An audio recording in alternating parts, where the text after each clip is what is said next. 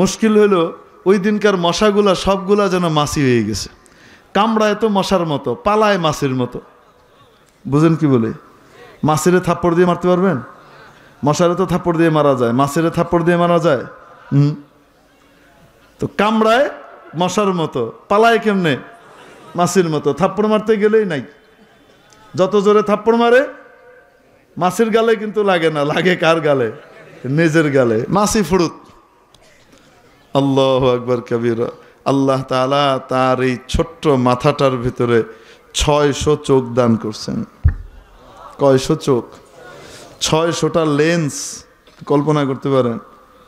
মাছের উপরে গবেষণা করেছে আমাদের প্রাণী বিজ্ঞানীরা, জুলজিস্টরা। তারা বের করেছে যে মাছের মাথা এই অর্ধেকই হলো তার চোখ, আর এর ভিতরে লেন্স কয়টা? 300 300 600। এখানে তো একটা লেন্স, এই যে এক একটা এই যে ক্যামেরা ফিট করে রাখছে, কয়টা লেন্স? আর ওখানে কয়টা? এই 600 লেন্স দিয়ে এমনি ছায়া থাকে, চারিদিক কভার করে। আপনি যেদিক থেকেই আসেন হে দেখবে আসতেছে, ধরা যায়? তো মশার মতো কামড়ায়, মাছির মতো কি করে? মশা একটারও মারা যায় না, খালি কামড়াই যায়।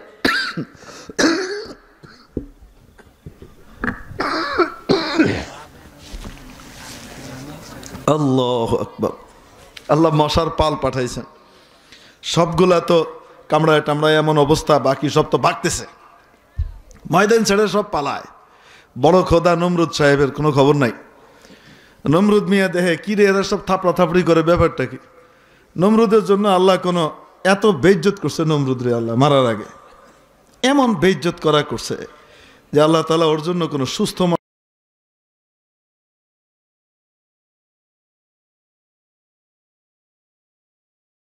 বেরিয়ে আসছে, ক্র্যাচে ভর করে হাঁটে। রুহুল হক সাহেবের ট্রমা সেন্টার থেকে বেরিয়েছে, ল্যাংড়া। ওইটারে কইছে তুই যায় ঢুক ওর মাথায়, নাক দিয়ে হান্দা। ঠিক মতো হাঁটতে পারে না, পঙ্গু হাসপাতাল থেকে বেরিয়েছে, এমনি এমনি এমনি না হাঁটে। এটা এসে নমরুদের নাক দিয়ে ঢুকছে, ঢুকে একদম ডিরেক্ট। আল্লাহ ওরা তো পাওয়ার দিছেন, সহজে মরবে না, সোজা নাকের ফাঁক দিয়ে গিয়ে মগজে গিয়ে পৌঁছাইছে। ওখানে বসে কামড়াইতেছে, আর এক এক কামড়ে নমরুদের মাথার ব্যথা কাকে বলে আল্লাহ। শেষ পর্যন্ত নমরুদ মাথার ভিতরে জোরে থাপ্পড় মারছে, থাপ্পড় মারলে একটু কমে, চুপ করে বয়ে থাকে মশা। যেমনি হাত সরায় আবার, কারণ একা কতক্ষণ থাপ্পড় মারতে পারে। রাগের চোটে একবার জুতা খুললে দিছে বাড়ি। বাড়ি দেওয়ার সাথে সাথে দেহে ব্যথা একদম বন্ধ, আর কোনো ব্যথা নাই দীর্ঘ সময়, আর কোনো কি নাই, ব্যথা নাই। একটু পরে আবার কামড় দিছে, আবার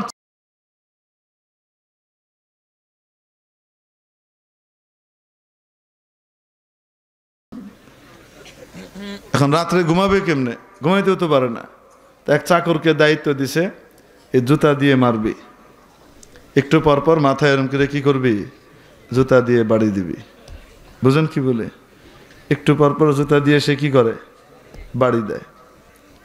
আর দীর্ঘ সময় মশা চুপ থাকে।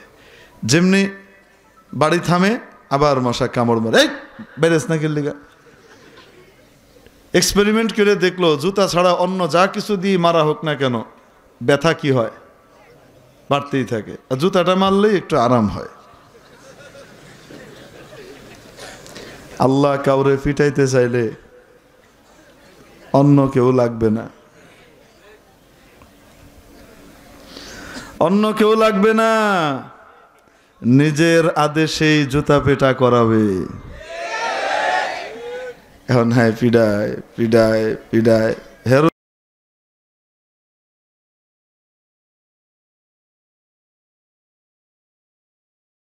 আরে দিছে পরে মাথা গেছে ফাইটটা, আর ল্যাংড়া মশা এখান থেকে পুঁ করে বেরিয়ে চলে গেছে।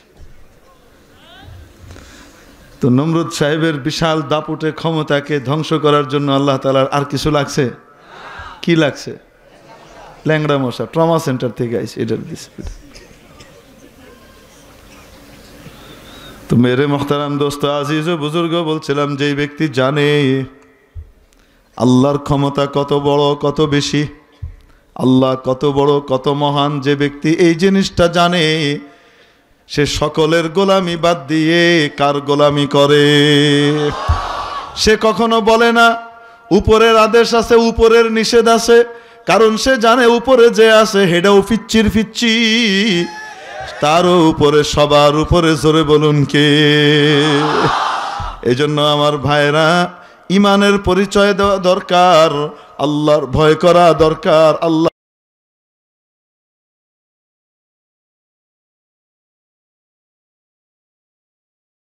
হকের পথের বাধা হওয়া উচিত নয়, নেককার আল্লাহওয়ালাদের প্রতিবন্ধক হওয়া উচিত নয়, আল্লাহওয়ালাদের কথা বলা থেকে তাদেরকে বিরত রাখার চেষ্টা করাও উচিত।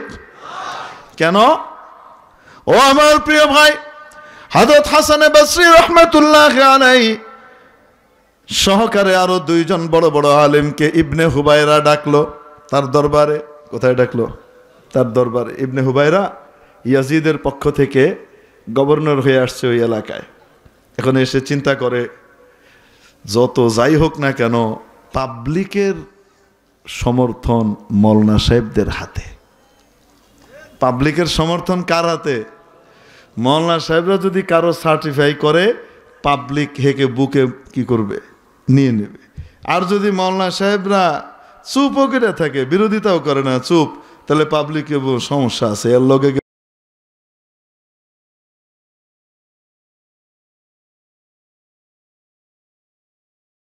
এটা বুদ্ধিমান, এটা বুঝছে।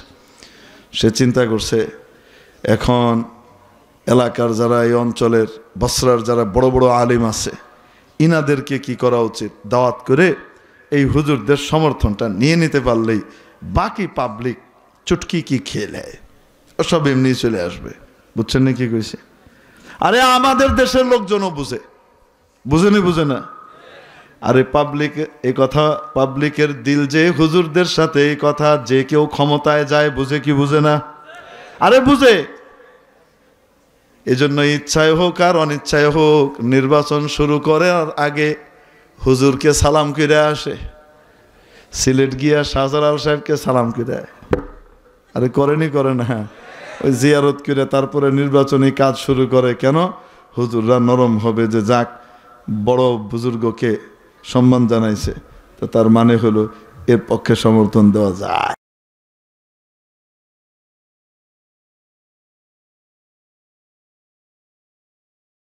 জানে যে কেউ যখনই ক্ষমতায় থাক না কেন, তারা জানে, যদি বুদ্ধিমান হয়, পাবলিকের মন হুজুরদের কাছে। কাদের কাছে? আরে রাজা বাদশারা রাজত্ব করে মানুষের মাথা আর শরীরের উপর, আলেম ওলামাদের নায়েবে নবীদের রাজত্ব মানুষের হৃদয়ের উপর।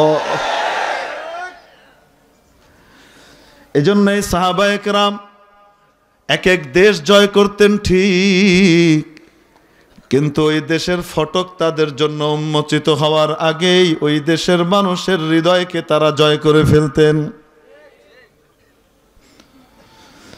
তারা মানুষের হৃদয়ের উপরে রাজত্ব করেন। একবার খলিফা হারুনুর রশিদ তার স্ত্রী মহিয়সী জুবাইদাকে নিয়ে বসে আছেন। নাম শুনেছেন তো হারুনুর রশিদের? বসে আছেন, আলাপ করতেছেন, হঠাৎ শুনে, ও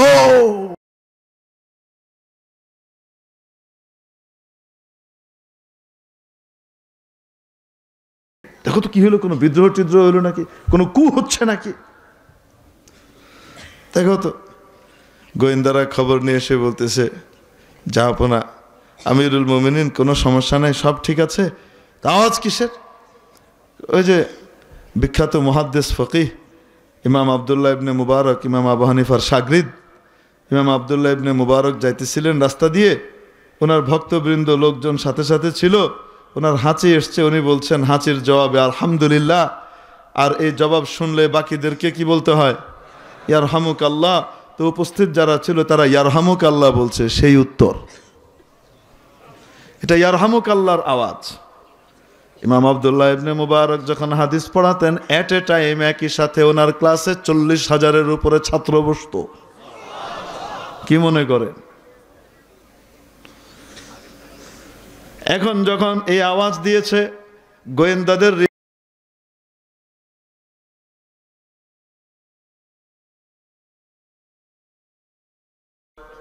হারুন কিসের রাজত্ব করো, কিসের রাজত্ব করো? রাজত্ব তো করে আব্দুল্লাহ ইবনে মুবারক। তোমার হাঁচির জবাবে কয়জন ইয়ারহামুকাল্লাহ কয়? আব্দুল্লাহ ইবনে মুবারকের আলহামদুলিল্লাহর জবাবে দেখো কয়জন ইয়ারহামুকাল্লাহ কয়, দেখো। তাহলে নায়েবে নবী যারা হয় তাদের রাজত্ব মানুষের হৃদয়ের মধ্যে থাকে, ঠিক কিনা? এজন্য যত বেশি বিরোধিতা করবা তত বেশি তার মর্যাদা মানুষের দিলের ভেতরে ঢুকবে। বোকা যারা ওই যে অমুকের বয়ান, তমুকের বয়ান, তমুকের বয়ান, ব্যান্ড, ওনারা বয়ান করতে পারবেন না এরকম আদেশ জারি করে না, আসলে বোকা। আমি যদি উনাদের জায়গায় হইতাম তাহলে কইতাম উনাদের বয়ান বেশি করে করান, হুজুর আপনি বয়ান করেন, কোনো অসুবিধা নেই। কারণ যে হুজুর আমার বিরুদ্ধে কেউ, হেরেই যখন আমি প্রমোট করতেছি, হে হুজুরকে বোঝা যে এত ব্যবস্থা করে দিয়ে বিরুদ্ধে কেমনে কই, একটু আস্তে আস্তে কই, ঠিক কি?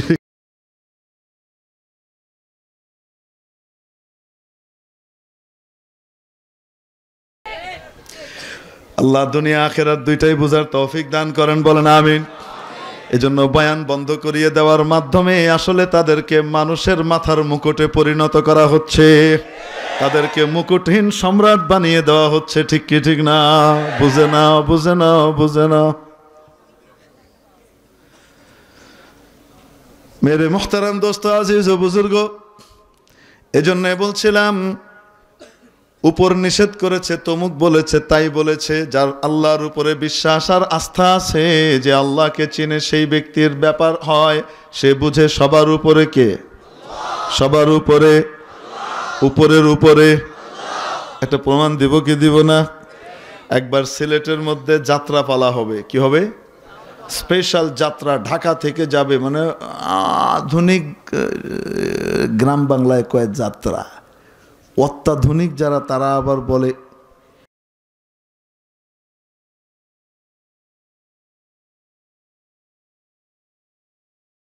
ইংলিশে গিয়ে কনসার্ট হয়েছে, হিলি করবে। সিলেট শহরে হবে, সিলেট শহরে হবে। জেলা পরিষদের পরিপূর্ণ মদতপুষ্ট হয়ে তারা করবে বিশালভাবে। আলেম ওলামা, বাংলাদেশের আধ্যাত্মিক রাজধানী সিলেটের মধ্যে এই ধরনের কাজ হবে। সিলেটের আলেমরা এটা বরদাস্ত করলেন না। অদ্ভুত ব্যাপার, শুধু আলেমরা না, ওখানকার জনগণও এটাকে কি করলো? মুহূর্তের ভিতরে প্রত্যাখ্যান করে দিল। কিন্তু প্রশাসন যতক্ষণ চেয়ারে বসে ততক্ষণ মনে করে মুই কি হনু রে, লাত মেরে যখন ফালায় দেয়, চাকরিটা যখন শেষ হয়, পুষেও না কেউ। এজন্য থাকা অবস্থায় মূল্যায়ন করা উচিত যে আল্লাহ তাআলা আমাকে এই চেয়ারে বসাইছেন,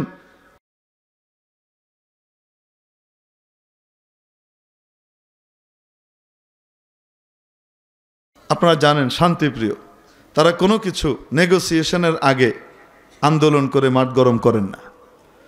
তারা যথারীতি একটা টিম করে, একটা ওয়াফদ তৈরি করে গেলেন জেলা প্রশাসকের সাথে দেখা করতে। তাদের মধ্যে প্রিন্সিপাল হাবিবুর রহমান সাহেব রহমতুল্লাহ আলাইহিও ছিলেন, কাজের বাজারের মুহতামিম। তো ওখানে আলোচনার ভিতরে কথায় কথায় বলতে চেয়েছিলাম, তো এক কথা আল্লাহ বাইর করতেছে আরেকটা, আমি কি করবো? আমারও কিছু কান্দাইন না ওয়াজ করতে। কি ওয়াজ করতে? আচ্ছা কন্ত দিয়ে ইচ্ছা করে করে কান্দাইন যায়, ইচ্ছা করে করে হাসাইন যায়। এটা তো আল্লাহ যা মনের ভিতরে ঢালবে তাই বলবো, ঠিক কি ঠিক না? আল্লাহু আকবার। তো এখন উপর থেকে ডিসি সাহেব উপরে বসেছেন, মিটিং হচ্ছে। তোমরা বললেন যে ডিসি সাহেব এটা করতে দেওয়া যাবে না,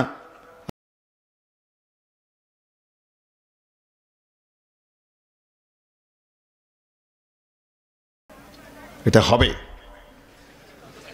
আপনারা কি করবেন দেখে নেব, যান যা ইচ্ছা করেন গিয়ে, এটা হবে, ওপর থেকে নির্দেশ আছে, এটা আমি করবই।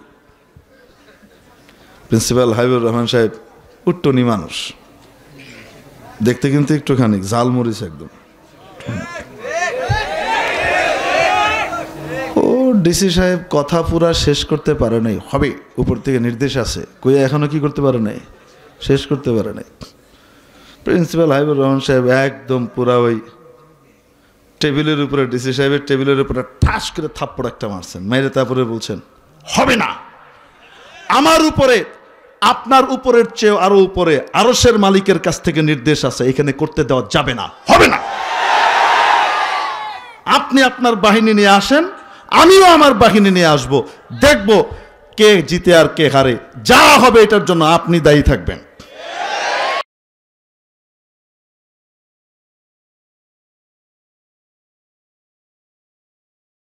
বেকুবের বেকুব 15 বছর আগে হিরো বানাই দিছে। আহাম্মক না?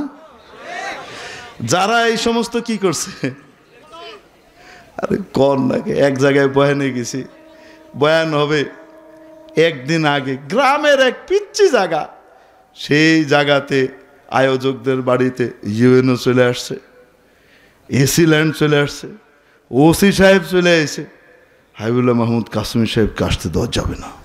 বাপরে বাপ, গ্রামের লোক খাইছে রে, এক মোল্লার পাওয়ার এগুলি নাড়া লাইছে সব।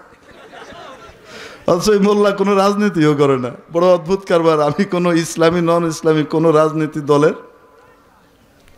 সদস্যই না, তখন কম তো দেখি বাধা দিয়ে হিরো বানাইছে। কারণ গ্রামের মানুষ কইছে আমরা কইরাই সারাম জ্যাম রে কুজুর আইব। কেমন হয়েছে, এরা তো আমার লেগে পাগল হইল না, হইলে এরা পাগল বানাইছে।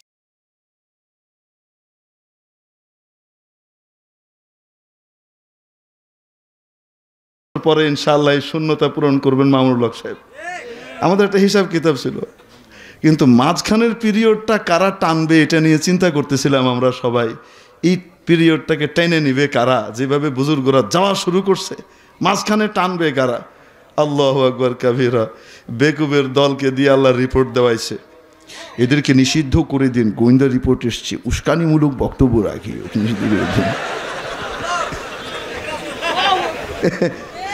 নিষিদ্ধ করে 15 বছর আগে জাতীয় হিরো বানায় লাইছে।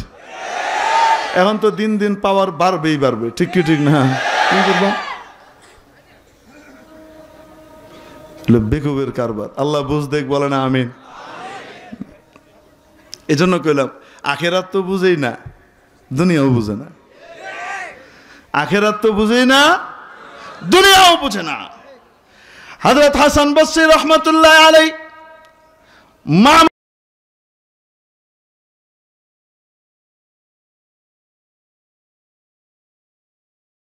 ইবনে হুবায়রা তার দরবারের ভিতরে বিশাল আদর যত্নের ব্যবস্থা করলেন, হযরতরা আসেন। উদ্দেশ্য হলো হযরতদের কাছ থেকে যদি বায়াতটা নিয়ে নেওয়া যায়, সমর্থনটা নিয়ে নেওয়া যায়, বাকি সারা দেশ সামলানো কোনো ব্যাপার নয়। এটা হলো উদ্দেশ্য। ডাকার পরে হযরত মাহমার বলেন, আমাদেরকে যখন এভাবে বায়াত হওয়ার জন্য উনি রিকোয়েস্ট করলেন, তো আমরা এমনভাবে কথা বললাম সাপও মরে লাঠিও না ভাঙ্গে, বুঝছেন নি? এমনভাবে কথা বললাম ফিহি তাকিয়া, যেটার ভিতরে বেঁচে যাব কিন্তু ও আমাকে ধরতে পারবে না, মানে সেও নারাজ হবে না, আবার আমিও তার হাতে অনৈতিক বায়াতও হব না। আমরা এইভাবে বললাম। এখন হযরত হাসান বসরি রহমতুল্লাহ আলাইহির পালা আসলো, ওনাকে জিজ্ঞেস করতেছেন মাযা তাকুল,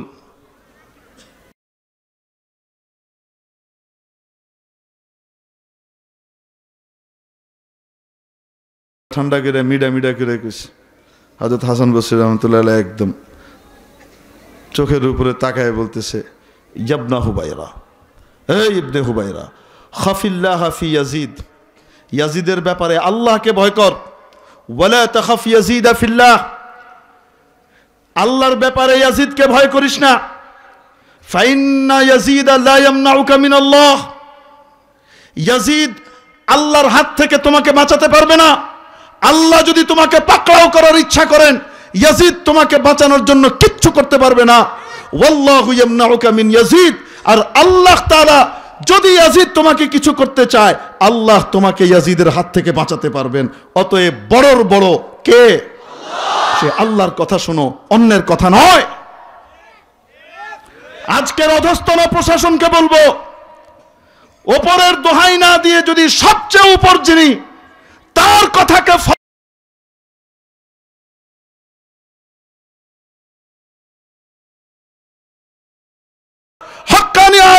আমাদেরকে বাধা না দিয়ে প্রকৃত ব্যবস্থা যদি করে দেন, আল্লাহ তাআলা আপনাকে দুনিয়াতেও পালতে পারেন, কবরের ভিতরেও বাঁচাবেন, হাসরেও বাঁচাবেন। ক্ষমতাসীনরা আপনাকে দুনিয়াতেও বাঁচাতে পারবে না, কবর হাসর তো পরের কথা।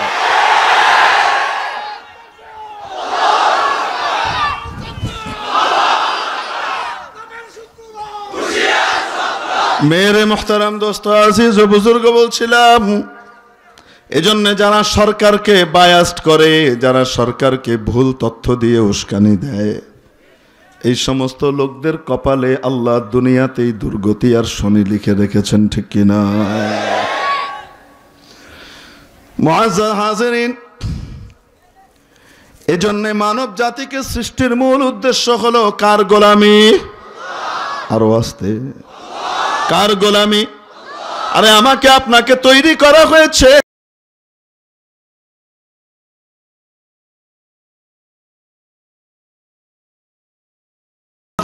বাতাস দেওয়ার জন্যে।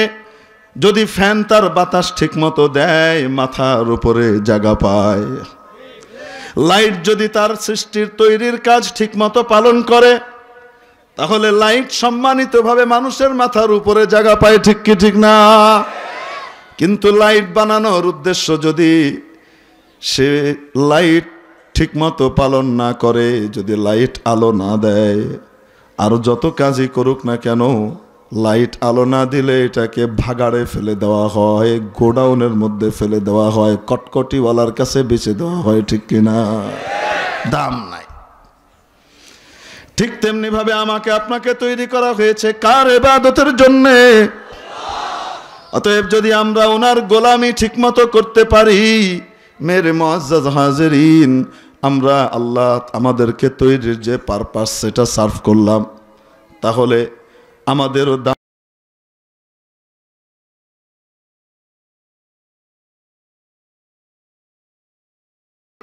ওই কাজ ঠিকমতো না করি, আর যত কিছুই করি না কেন, তাহলে আমাদের কপালে দুনিয়াতেও মার, আখেরাতেও মার, ঠিক কি ঠিক না? এজন্য আমাদেরকে সৃষ্টি করা হয়েছে কিসের জন্যে? আস্তে বলুন, কার ইবাদত? কার ইবাদত? যে ব্যক্তি যত বেশি ওনার ইবাদত করবে, ওনার সবচেয়ে বড় আবেদ হবে, তার জন্য মাওলার সাহায্যও তত বেশি হবে। হযরত আবু হুরায়রা রাদিয়াল্লাহু তাআলা আনহুকে নবীজি বলে দিলেন, আবু হুরায়রা, যদি আল্লাহর দৃষ্টিতে সেরা আবেদ হতে চাও, যদি আল্লাহর দৃষ্টিতে বড় ইবাদতকারী হতে চাও, তাহলে পন্থা শুনে নাও। সেই পন্থা হলো যত রকমের হারাম আছে সব রকমের হারাম থেকে দূরে থাকো।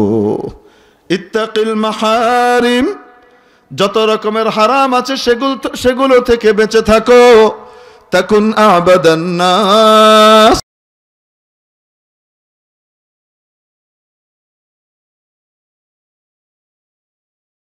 তুমি হারাম থেকে বাঁচতে পারো, তাহলে তুমি আল্লাহর দৃষ্টিতে সবচেয়ে বড় ইবাদতকারী হিসেবে গণ্য হবে। হারাম প্রথমত দুই রকম। এক রকমের হারাম যেগুলোকে আল্লাহ তাআলা সরাসরি হারাম ঘোষণা করে দিয়েছেন। আরেক রকমের হারাম যেগুলোকে আল্লাহ তো হারাম বানাননি, হালাল বানিয়েছেন, বান্দা তার নিজস্ব কোনো কর্মকাণ্ডের মাধ্যমে সে হালালকে হারাম বানিয়ে ফেলেছে। যেমন মাছ খাওয়া হারাম না হালাল? মুরগি খাওয়া, গরু খাওয়া, সবাই মনে হয় জানে না। গরু খাওয়া, ছাগল খাওয়া, কিন্তু যদি অন্যের কাছ থেকে চুরি করে আইনা খায়, জিনিস তো ছিল হালাল, সেটাকে নষ্ট করে ফেলেছে, হারাম বানিয়েছে বান্দা, ঠিক কিনা? আরেক রকমের হারাম যেগুলোকে রব্বুল আলামিন নিজে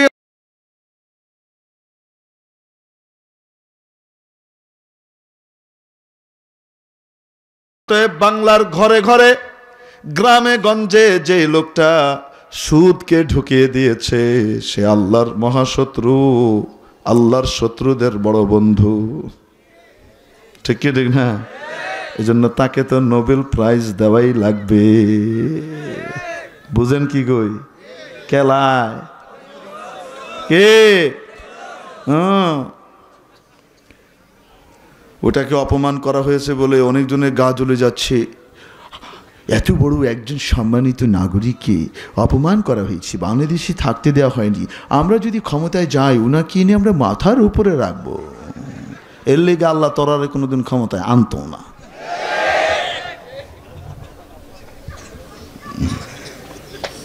তওবা কর তাড়াতাড়ি, তাহলে আল্লাহ রহম করতেও পারে। ঠিক কি ঠিক না? এই তোর শোনেন,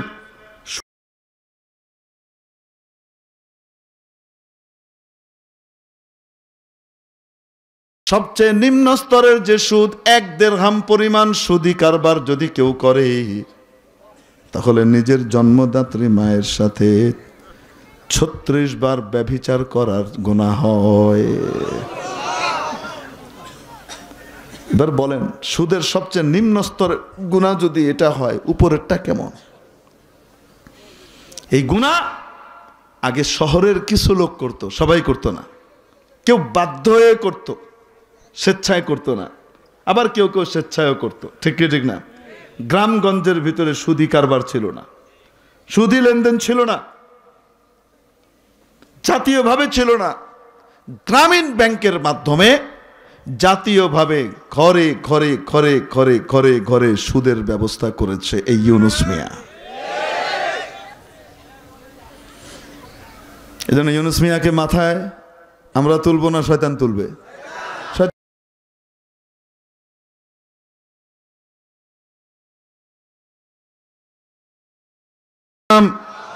আরো আসতে, আল্লাহ রাব্বুল আলামিন দুর্নীতি আর ঘুষকে হারাম করেছেন। ঠিক কিনা? ঘুষ নেওয়া হালাল না হারাম? গু যেমন হারাম, ছোট গ দিয়ে গু হয়, বড় গ দিয়ে ঘ দিয়ে ঘুষ হয়। বুঝেন নাকি? ওটা গুড়ছেও বেশি খাওয়া। কেন? আসলে জঘন্য। কারণ কোনো ব্যক্তি যদি আল্লাহ না করুক, আল্লাহ না করুক, আল্লাহ না করুক, তার রুচি যদি এত নষ্ট হয়, এত হালাল জিনিস আল্লাহ রেখে দিয়েছেন উপাদেয় জিনিসগুলো, সেগুলো বাদ দিয়ে যদি সে কি করে? গু খায়। খুজুর, ইজ ইট পসিবল? এটাও কি সম্ভব কোনোদিন? কি বলেন আপনি? মুদ খাওয়া সম্ভব মানুষের পক্ষে? হ্যাঁ, কয় না কেন? ভারতের টপে একটা ছিল রাজেন্দ্র প্রাসাদ।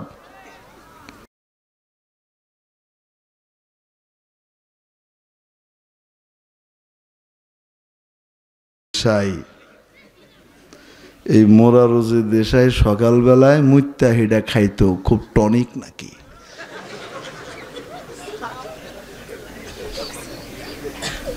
বুঝছেন তো? মুদ খাওয়া কোনোদিন সুস্থ মানুষের পক্ষে সম্ভব?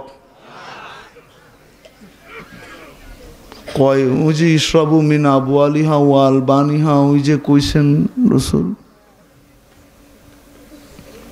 এটার ব্যাখ্যা এখনো শিখছে না। ঠিক কি ঠিক না? এখনো বুঝছে না এটা। তো মুদ খাওয়া মানুষের পক্ষে সম্ভব না। কেউ যদি খায়, হালাল না হারাম? এরকম ভাবে কেউ যদি মনে করে যে আমি গুটা, এটা গু নয়, আমি এটাকে হালুয়া মনে করছি, আপনি গু বলছেন কেন? এ কথা মনে করে যদি গু খায় আর বলে টেস্ট আছে, কি আছে? টেস্ট আছে, যদি খায়,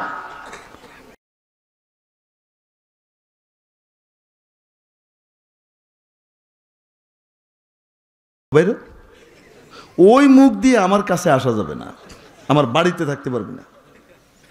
কাছে এলে গন্ধ করতেছে। আমি মাত্র ক্লোজ আপ দিয়ে মাইজে আইছি, সেন্সোডাইন দিয়ে মাইজে আইছি, যেটা দেও মাছ মুখ দিয়ে গন্ধ হইতেছে। আমি দেখছি তুমি চামচে কিটা গু খাইছো।